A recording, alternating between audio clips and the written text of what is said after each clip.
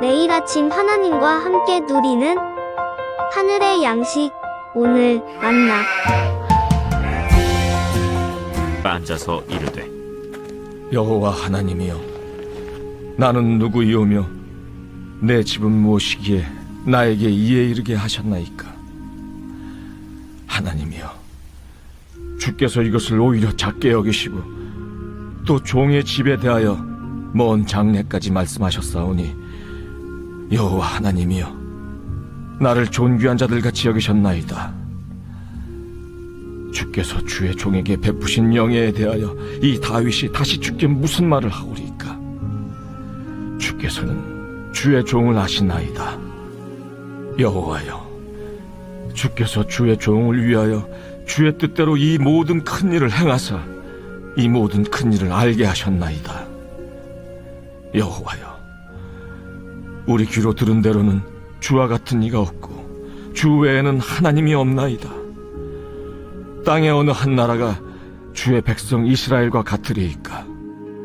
하나님이 자기 백성을 구속하시려고 나아가사 크고 두려운 일로 말미암아 이름을 얻으시고 애굽에서 구속하신 자기 백성 앞에서 모든 민족을 쫓아내셨사오며, 주께서 주의 백성 이스라엘을 영원히 주의 백성으로 삼으셨사오니, 여호와여, 주께서 그들의 하나님이 되셨나이다.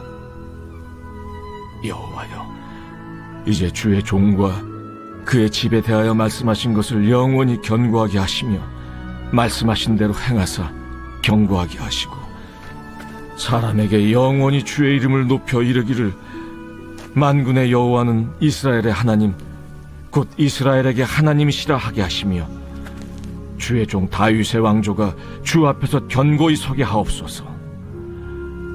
나의 하나님이여, 주께서 종을 위하여 왕조를 세우실 것을 이미 듣게 하셨으므로 주의 종이 주 앞에서 이 기도로 간구할 마음이 생겼나이다. 여호와여, 오직 주는 하나님이시라. 주께서 이 좋은 것으로 주의 종에게 허락하시고, 이제 주께서 종의 왕조의 복을 주사 주 앞에 영원히 두시기를 기뻐하시나이다. 여호와여, 주께서 복을 주셨사오니 이 복을 영원히 누리리이다. 은혜는 자격이나 노력으로 얻은 것이 아니라 하나님의 주권적인 선물입니다. 뇌물이나 보상이 아닌 선물을 선물로 받으려는 겸손한 수용성이 믿음입니다. 교만한 자세는 선물을 선물로 받을 수 없습니다. 하나님이 영원한 약속을 선물로 주십니다. 다윗은 어떻게 반응하고 있나요? 다윗의 반응을 통해 우리에게 주어진 영원한 선물에 어떻게 반응해야 하는지 살펴보고 은혜를 나누기를 소망합니다. 오늘 본문에서 다윗은 하나님께서 보여주신 신실한 언약에 감사와 찬양으로 화답하고 있습니다. 자신의 뜻보다 하나님의 뜻에 대한 깊은 신뢰에서 나온 감사와 찬양입니다. 다윗이 이렇게 고백할 수 있었던 것은 다윗은 하나님에 대해 분명하게 알고 있었고 주신 대로 믿고 있었기 때문입니다. 다윗은 하나님이 온 세상이 비교할 대상이 없는 전능하신 분임을 고백합니다. 그 고백기에 다윗은 신실하게 언약을 이루실 하나님을 기대하며 기도하고 있습니다. 먼저 다윗은 겸손한 마음으로 감사하며 기도합니다. 다윗은 겸손하게 하나님 앞에 나아갑니다. 왕으로서의 모든 것을 결정할 수 있음에도 다윗은 하나님의 뜻에 순종합니다. 16절에서 다윗은 여호와 하나님이여, 나는 누구이오며 내 집은 무엇이기에 나에게 이에 이르게 하셨나이까 라고 고백합니다. 다윗은 원래 목동에 불과했습니다. 그러나 하나님께서 그를 사용하시니 그는 이스라엘의 왕으로 세움을 받았고 영원한 언약 안에 거하게 되었습니다.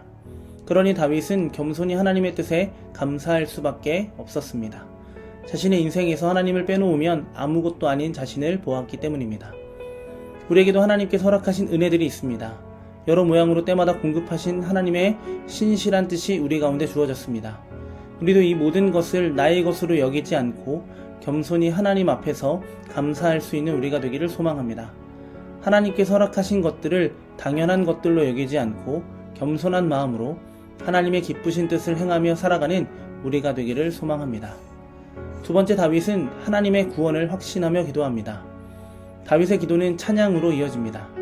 다윗은 하나님께서 이스라엘을 선택하시고 애굽에서 구속하신 이를 언급하면서 20절에서 여호와여 우리 귀로 들은 대로는 주와 같은 이가 없고 주 외에는 하나님이 없나이다 라고 고백합니다.